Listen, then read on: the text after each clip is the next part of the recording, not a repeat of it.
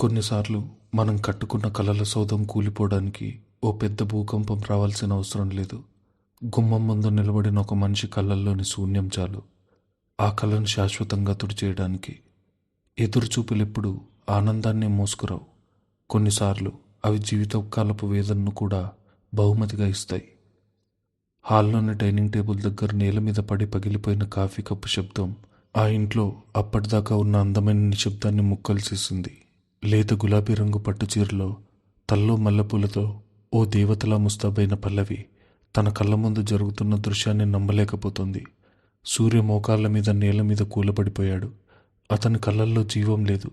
చేతులకున్న నెత్తురు ఇంకా పచ్చిగానే ఉంది. తెల్లటి అతని చొక్కా మీద ఎర్రటి మరకలు. 6 నెలల తర్వాత మొదటిసారి ఒక భార్యాభర్తల్లా ఒకరినొకరు కలుసుకోవాలని ఆ అద్భుతమైన ఉదయం ఇప్పుడు భయంకరమైన పీడకల్లా మారిపోయింది. పల్లవి చేతులు వణుకుతున్నాయి. ఆమె కాళ్ళు ముందుకు పడటం లేదు. ఓ డాక్టర్గా సూర్య ఎన్నోసార్లు నెత్తుతో ఇంటికొచ్చాడు. కానీ అప్పుడు అతని ముఖంలో ఒక ప్రాణాన్ని కాపాడన్న గర్వం ఉండేది, అలసటుండేది. కానీ ఇప్పుడు అతని కళ్ళల్లో కేవలం ఓటముంది. ఓ భయంకరమైన ప్రాణాన్ని తోడేసే ఓటమి. నెమ్మదిగా అడుగులు వేసుకుంటూ సూర్య దగ్గరికి వెళ్ళింది పల్లవి. ఆమె కట్టుకున్న పట్టుచీర అంచులు నేల మీద పడిన రక్తపు చుక్కలను తాకుతూ వెళ్తోంది. సూర్య ముందు మోకాళ్ళ మీద కూర్చుంది. అతని చేతులను తన చేతుల్లోకి తీసుకుంది. ఆ చేతులు మంచుగడ్డల్లా చల్లగా ఉన్నాయి. సూర్యకళ్ళు నెమ్మదిగా పల్లవి ముఖం మీదకు వాలాయి. ఆమె అందమైన ముస్తాబును, ఆ మల్లెపూలను చూశాడు. అతని పెదవులు వణకడం మొదలైంది. పల్లవి. అతని గొంతులోంచి ఓ సన్నటి విరిగిపోయిన శబ్దం బయటకొచ్చింది. నేను ఓడిపోయాను పల్లవి. హాస్పిటల్లో ఓ చిన్న పాపను కాపాడలేకపోయాను. 5 ఏళ్ల పాప నా వేలు పట్టుకుని నన్ను దేవుడిలా చూస్తూ నా కళ్ళ ముందే ప్రాణాలు వదిలేసింది. నేనేమీ చేయలేకపోయాను. ఈ చేతులు ఒక పసి ప్రాణాన్ని నిలబెట్టలేకపోయాయి. సూర్య గొంతులో ఉన్న ఆవేదన, ఆ బాధను తట్టుకోలేక అతను ఆమె ముందు కుప్పకూలిపోయాడు. ఆ చిన్న పాప మరణం అతనిలోని ఒక వైద్యుడిని చంపేసింది. చావును జయించాననుకున్న అతని అహాన్ని మట్టిలో కలిపేసింది. ఆ క్షణంలో పల్లవి ఏం మాట్లాడదు. ఏం కాదులే, అంతా దేవుడి దయ. అలాంటి చౌకబారు ఓదార్పు మాటలు ఆమె పెదాల నుంచి రాలేదు. ఎందుకంటే ఒక డాక్టర్కి తన కళ్ళ ముందు పేషెంట్ చనిపోతే అది దేవుడి నిర్ణయంలా అనిపించదు. అది తన చేతకాంతనంలా అనిపిస్తుంది. ఆ నిజం పల్లవికి తెలుసు. ఆమె డైరీ రాయదు, మాటలు చెప్పదు. నెమ్మదిగా సూర్య చేతులను పట్టుకుని బాత్రూంలోకి తీసుకెళ్తుంది. వాష్ బేసిన్ ఆన్ చేసి నీళ్లు పడుతుంటే ఓ చిన్న టవల్ తీసుకుని ఎంతో సున్నితంగా అతని చేతులకున్న నెత్తురును తుడవడం మొదలుపెట్టింది. పల్లవి వేళ్లు సూర్య చేతులను తాకుతున్నాయి. వారి మొదటి స్పర్శ ఎలాంటి రొమాంటిక్ వాతావరణంలోనో, అందమైన వెన్నెల రాత్రిలోనో జరగలేదు. వాళ్ళ మొదటి స్పర్శ బాధలో పుడుతుంది. సూర్య చేతుల్లో ఉన్న రక్తం నీళ్లలో కలిసిపోయి సింక్లోకి వెళ్ళిపోతుంది. కానీ అతని మనసు కంటిన ఆ పాప మరణం ఛాయలు మాత్రం వెళ్ళడం లేదు. పల్లవి నెమ్మదిగా అతని ముఖాన్ని కడిగింది. టవల్తో తుడుస్తూ అతని కళ్ళల్లోకి చూసింది. ఆ కళ్ళల్లో ఉన్న అపరాధ భావాన్ని ఆమె తన కళ్ళతోనే స్వీకరించింది. నువ్వు దేవుడివి కావు సూర్య, నువ్వు ఒక మనిషివి. మనిషికి గెలిపోవటములు సహజం అని ఆమె మౌనంతోనే అతనికి చెప్తోంది. హాల్లోకి వచ్చిన తర్వాత సూర్య సోఫా దగ్గర నేల మీద కూర్చుండిపోయాడు. పల్లవి కూడా అతని పక్కనే కూర్చుంది. తన పట్టుచీర గురించి కానీ, అలంకరణ గురించి కానీ ఆమె అస్సలు ధ్యాస లేదు. సూర్య మెల్లగా తన తలను పల్లవి భుజం మీద వాల్చాడు. ఆ తర్వాత నెమ్మదిగా జారి ఆమె ఒడిలో పడుకున్నాడు. పల్లవి తన చేతులతో అతని తల నిమురుతోంది. సూర్య కళ్ళల్లోంచి కన్నీళ్లు కట్టలు తెంచుకుని పల్లవి చీరను తడుపుతున్నాయి. పల్లవి ఏం మాట్లాడకుండా కేవలం తన కన్నీళ్లు తుడుస్తూ అతని తలను తన ఒడిలో పెట్టుకుని నిశ్శబ్దంగా ఓదారుస్తుంది.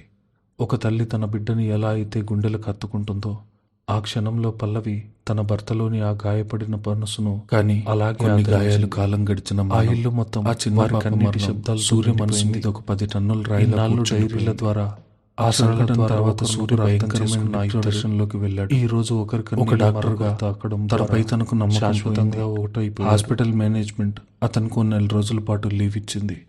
సూర్య డే షిఫ్ట్కి మారిన తన భార్యతో ఆనందంగా సమయం గడపాలనుకున్న ఆ కళ ఇప్పుడు ఒక చీకటి గదిలో బందీ అయిపోయింది. రోజులు గడుస్తున్నాయి. సూర్య తన గదిలోంచి బయటకు రావడం లేదు. ఆ గదిలో కిటికీ కర్టెన్లు ఎప్పుడూ మూసే ఉంటున్నాయి. అతను ఎవరితోనూ మాట్లాడడు. కనీసం పల్లవి వైపు కన్నెత్తి కూడా చూడటం లేదు. అన్నం పెడితే తింటాడు, లేకపోతే ఆకలితో అలాగే మంచం మీద పడుకొని సీలింగ్ వైపు చూస్తూ ఉండిపోతాడు. ఆ ఇంట్లో మునుపటి నిశ్శబ్దం మళ్ళీ ఆవహించింది. కానీ ఈసారి ఇది వేరు. ఇంతకుముందు వాళ్ళొకరికొకరు ఎదురు పడనందువల్ల వచ్చిన మౌనం అది. అందులో ఒక తీయని ఎదురుచూపు ఉండేది. కానీ ఇప్పుడు ఇద్దరూ ఒకే ఇంట్లో పగలు రాత్రి పక్కపక్కనే ఉంటున్నా కూడా ఆ ఇంట్లో మళ్ళీ భయంకరమైన నిశ్శబ్దం ఆవరించింది. ఆ నిశ్శబ్దంలో ప్రాణం లేదు, ఎదురుచూపు లేదు. కేవలం మరణించిన ఒక ఆశ తాలూకు దుర్వాసనుంది. పల్లవి ఆఫీస్కు వెళ్ళడం మానేసి వర్క్ ఫ్రం హోమ్ తీసుకుని సూర్య పక్కనే ఉంటుంది. అతన్ని డిప్రెషన్ నుంచి బయటకు తీసుకురావాలని ఆమె చేయని ప్రయత్నం లేదు. అతనికి ఇష్టమైన వంటలు చేసి పెట్టింది. వాళ్ళిద్దరూ కలిసి రాసుకున్న పాత డైరీని అతని ముందుంచింది. అతనితో గంటల తరబడి ఏకపక్షంగా మాట్లాడుతూనే ఉంది. కానీ సూర్య నుంచి ఓ చిన్న స్పందన కూడా లేదు. ఆఖరికి అతను డైరీలో రాయడం మానేశాడు. ఇన్నాళ్ళు వారి ప్రేమకు జీవం పోసిన ఆ అక్షరం ఇప్పుడు మూగపోయింది. పల్లవి రోజు రాత్రి ఆ డైరీని ఎన్నో మాటలు రాస్తుంది. సూర్య, నాతో మాట్లాడు. సూర్య, నువ్వు నన్ను భయపెడుతున్నావు. సూర్య, ఒక్కసారి నా కళ్ళల్లోకి చూడు. ఇలా పల్లవి ఎన్ని అక్షరాలు రాసినా తిరిగి జవాబు రాదు. ఆ పాత డైరీ ఇప్పుడు ఓ సమాధిలా మారిపోయింది. ఒకరోజు ఉదయం పల్లవి వేడివేడి కాఫీ తీసుకుని సూర్య గదిలోకి వెళ్ళింది. అతను బాల్కనీలోని కుర్చీలో కూర్చొని బయట శూన్యంలోకి చూస్తున్నాడు. పల్లవి అతని పక్కన నిలబడింది. కాఫీ కప్పు టేబుల్ మీద పెట్టింది. సూర్య, కాఫీ తాగు, నెమ్మదిగా అంది. సూర్య పలకలేదు. కనీసం కళ్ళు కూడా తిప్పలేదు. సూర్య, నువ్వు ఇలా అయిపోతుంటే నేను చూడలేకపోతున్నాను. ఒక డాక్టర్గా నువ్వు వందలాది మందిని బతికించావు. ఒక పాపను కాపాడలేకపోయినంత మాత్రాన నీ జీవితాన్నే కాదు, నా జీవితాన్ని కూడా ఎందుకు శిక్షిస్తున్నావు? ప్లీజ్ సూర్య, నాతో ఒక మాట మాట్లాడు. నన్ను ఇలా ఒంటరిని చేయకు.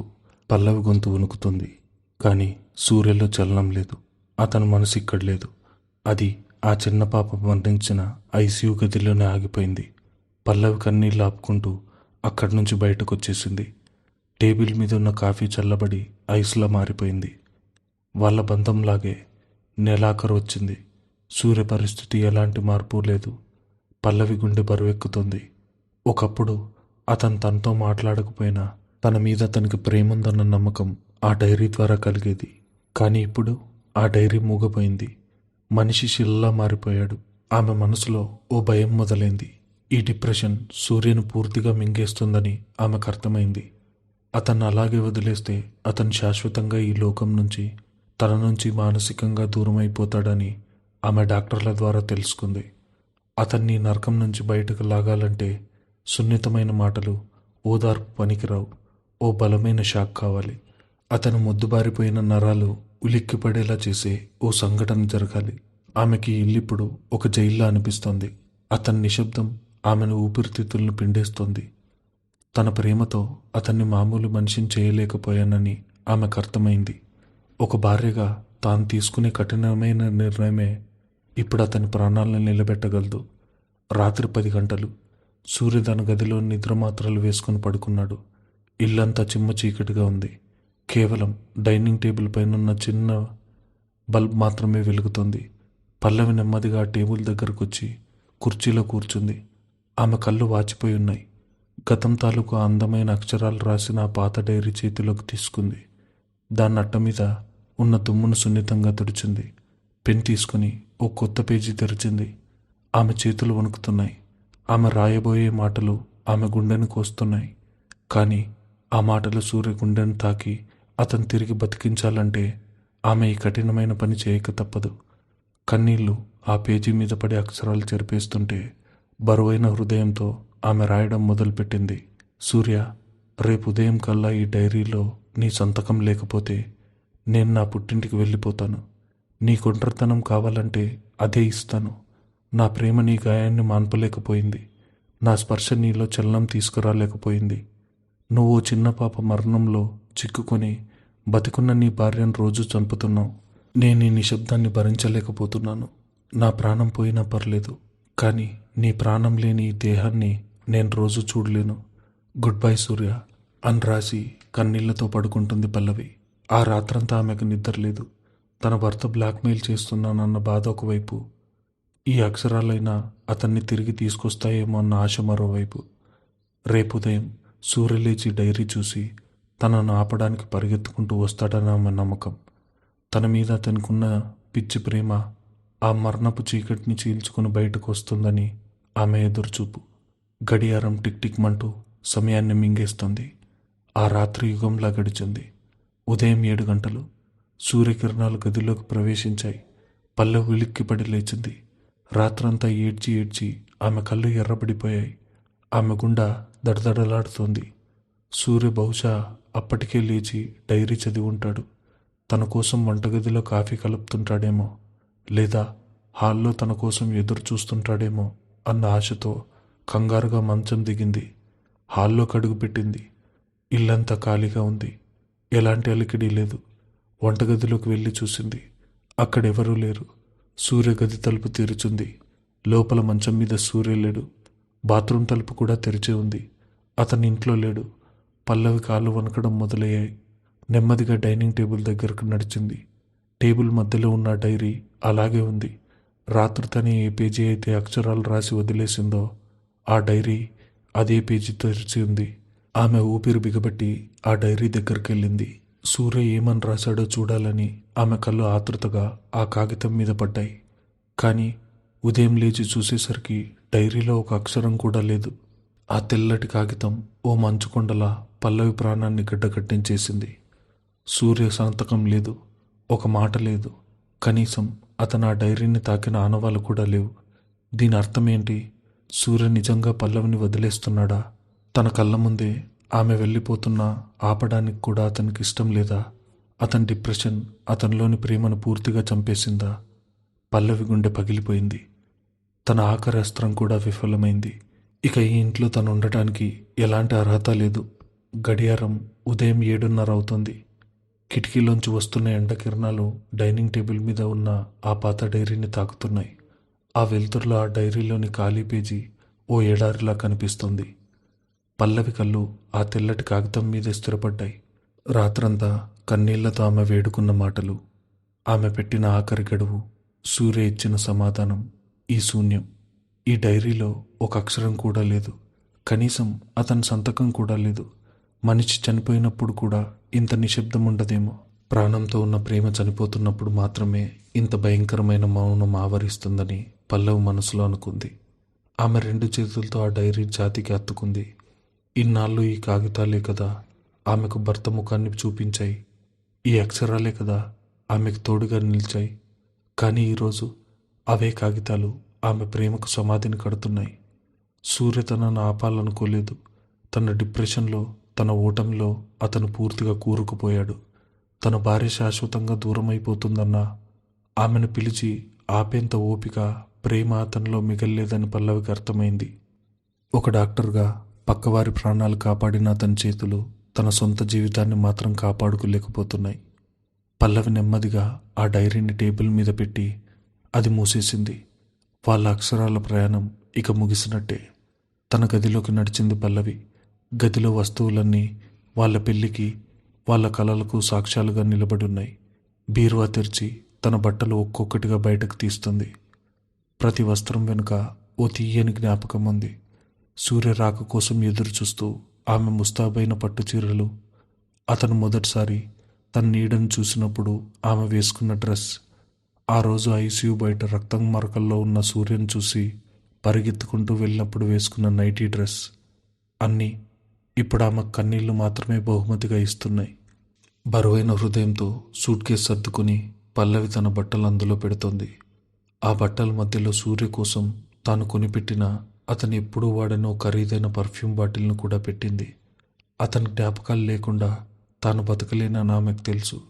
కానీ ఈ ఇంట్లో అతని కళ్ళ ముందుంటూ రోజు రోజుకి క్షీణిస్తున్న అతని ప్రాణాన్ని చూస్తూ తాను జీవించలేనని కూడా ఆమెకు తెలుసు. సూట్ కేసు జిప్ వేస్తున్నప్పుడు వచ్చిన శబ్దం ఆ నిశ్శబ్దమైన ఇంట్లో ఓ బాంబులా పేలినట్టుగా అనిపించింది. పల్లవి ఒక్కసారిగా నేల మీద కూలబడి ముఖం చేతుల్లో దాచుకుని వెక్కి వెక్కి ఏడ్చింది. సూర్య, ఎందుకు సూర్య నన్ను ఇంతలా అనాథం చేస్తున్నావు? నువ్వు పగలు, నేను రాత్రిగా ఉన్నప్పుడు కనీసం మన మధ్య అక్షరాలైనా ఉండేవి. కానీ ఇప్పుడు మనిద్దరం ఒకే ఇంట్లో పగటిపూటున్నా మన మధ్య ఆమడ దూరం పెరిగింది. నా ప్రేమకు నీకు బతుకు మీద ఆశ కలిగించేంత బలం లేదా సూర్య? ఆమెను ఓదార్చడానికి అక్కడెవరూ లేరు. ఇల్లు మొత్తం ఆమె కన్నీళ్లను మౌనంగా చూస్తోంది. 10 నిమిషాల తర్వాత ఆమె కళ్ళు తుడుచుకొని లేచింది. తన కన్నీళ్లు సూర్య నిర్ణయాన్ని మార్చలేవని ఆమెకు అర్థమైంది. భుజానికి హ్యాండ్ బ్యాగ్ తగిలించుకుని చేతిలోని సూట్ కేసుని హ్యాండిల్ పట్టుకుంది. సూట్ కేసు చక్రాలు నేల మీద రాసుకుంటూ వస్తున్న శబ్దం ఆమె గుండె చప్పుడులాగే బరువుగా ఉంది. హాల్లోకి వచ్చింది పల్లవి. డైనింగ్ టేబుల్ వైపు చివరిసారి చూసింది. ఆ డైరీ అలాగే ఉంది. ఆ ఇంటికి తనొచ్చినప్పటి నుంచి తనను భరించిన గోడలు, ప్రతిక్షణం తన ఒంటరితనానికి సాక్ష్యంగా నిలిచిన కిటికీ కర్టెన్లు, వీటన్నిటికీ వీడ్కోలు పలుకుతూ మెయిన్ డోర్ దగ్గరకు వచ్చింది. ఆమె చేతులు వణుకుతున్నాయి. ఆ తలుపు హ్యాండిల్ పట్టుకుంది. ఈ తలుపు తెరిచి బయటకు అడుగు పెడితే ఇక ఈ బంధానికి ముగింపు పలికినట్టే. ఒక భార్యగా తాను ఈ గడప దాటితే మళ్ళీ వెనక్కి రావడం అసాధ్యం. గుండెను రాయి చేసుకుంది. బరువైన హృదయంతో పల్లవి తలుపు తీసింది. తలుపు మెల్లగా తెరుచుకుంది. బయట నుంచి వెలుతురు ఆ ముఖం మీద పడింది. పల్లవి అడుగు ముందుకు వేయబోయింది. కానీ అక్కడ గుమ్మం ముందు సూర్య నిలబడి ఉన్నాడు. పల్లవి కళ్ళు పెద్దవయ్యాయి. చేతిలో ఉన్న సూట్ కేస్ హ్యాండిల్ జారి కింద పడిపోయింది. సూర్య ఆసుపత్రికి వెళ్ళలేదు. అతను డ్యూటీకి వెళ్ళలేదు. అతను వేసుకున్న బట్టలు నిన్న రాత్రి వేసుకున్నవే. అతని ముఖంలో ఇన్నాళ్ళు ఆవరించున్న ఆ శూన్యం లేదు. ఆ మరణపు ఛాయలు లేవు. బదులుగా అతని కళ్ళల్లో ఒక అంతులేని ప్రేమ, చెప్పలేనంత ఆరాటం కనిపిస్తున్నాయి. సూర్య అడుగులు వేసుకుంటూ లోపలికొచ్చాడు. అతని చూపులు పల్లవి కన్నీళ్లతో తడిసిన ముఖం మీదే ఉన్నాయి. పల్లవికి ఊపిరాడటం లేదు. అతను రాత్రంతా ఇక్కడే ఉన్నాడా? సూర్య. పల్లవి గొంతులోంచి మాట పెగల్లేదు. సూర్య ఆమె దగ్గరకు వచ్చాడు. ఎప్పుడూ కాగితాలకే పరిమితమైన ఆ చేతులు మొదటిసారి నెమ్మదిగా ముందుకొచ్చి పల్లవి బుగ్గ మీదున్న కన్నీళ్లను తుడిచాయి. అతని స్పర్శలో ఓ కొత్త ప్రాణం ఉంది. డైరీలో అక్షరాలు రాయలేదు పల్లవి. ఎందుకంటే నా జీవితపు కాల ప్రేమను అక్షరాల్లో కాదు, నీ కన్నీళ్లలో చూస్తూ చెప్పాలని నిన్న రాత్రంతా ఇక్కడే నిలబడ్డాను అంటాడు సూర్య. అతని గొంతు వణుకుతోంది. కానీ ఆ వణుకులో ఓ స్థిరత్వం ఉంది. సూర్య మాటలు పల్లవి గుండెలో ఓ పూలవానల్లా కురిపించాయి. రాత్రంతా గుమ్మం బయటే ఉన్నావా? ఎందుకు సూర్య అని ఏడుస్తూ అడిగింది. నిన్న రాత్రి నువ్వు డైరీలో రాసిన మాటలు చదివాను పల్లవి. నువ్వు నన్ను వదిలేసి వెళ్ళిపోతావని చదవగానే నా డిప్రెషన్ తాలూకు మత్తు ఒక్కసారిగా పగిలిపోయింది. ఓ పాపను కాపాడలేకపోయానన్న అపరాధ భావంతో నా ప్రాణమైన నిన్ను రోజు చంపుతున్నానని నాకిప్పుడు అర్థమైంది. నేను ఒక డాక్టర్గా ఓడిపోయి ఉండొచ్చు, కానీ ఓ భర్తగా నిన్ను కోల్పోతే నా ఉనిక్కే అర్థం ఉండదు పల్లవి. సూర్య ఆమె చేతులను తన చేతిలోకి తీసుకున్నాడు. నేను లోపలికొచ్చి నిన్ను ఆపుదామనుకున్నాను, కానీ ఆగిపోయాను. ఒకవేళ వచ్చి డైరీలో సంతకం చేస్తే అది కేవలం మన అగ్రిమెంట్ను కొనసాగించినట్టు అవుతుంది. నేను భయపడి నిన్ను ఆపినట్టు అవుతుంది. కానీ నాకు కావాల్సింది అది కాదు. ఇన్నాళ్ళు డైరీ చాటును దాక్కున్నాం. ఒకరి నీడలో ఒకరు చూసుకొని ప్రేమను ఊహించుకున్నాం. దొంగ చూపులతో చూసుకున్నాం. ఇక ఈ ఆటలు వద్దు పల్లవి. ఉదయం నువ్వు తలుపు తీయగానే మొదటిసారి నా కళ్ళల్లో నీ పట్ల ఉన్న ప్రేమ నువ్వు నేరుగా చూడాలి. నీకోసం నేను ఎదురు చూస్తున్నానన్న నిజం నీకు తెలియాలి. అందుకే రాత్రంతా ఈ గుమ్మం ముందే నిలబడిపోయాను. ఆ మాటలు వింటుంటే పల్లవికి ఈ ప్రపంచంలో ఉన్న అనంతమైన సంతోషం అంతా తన ముందు నిలబడినట్టు అనిపించింది. పగలు రాత్రి అనే సమయంతో పోరాడుతున్న ఇద్దరు మనుషులు చివరకు ప్రేమనే ఆయుధంతో కాలాన్ని జయించారు. పల్లవి ఇంకా తనను తాను నియంత్రించుకోలేకపోయింది. ఆ ఇద్దరు కన్నీళ్లతో ఆలింగనం చేసుకుంటారు. ఆ ఆలింగనంలో ఇన్నాళ్ల ఎదురుచూపులు, భయాలు, కన్నీళ్లు అన్నీ కరిగిపోయాయి.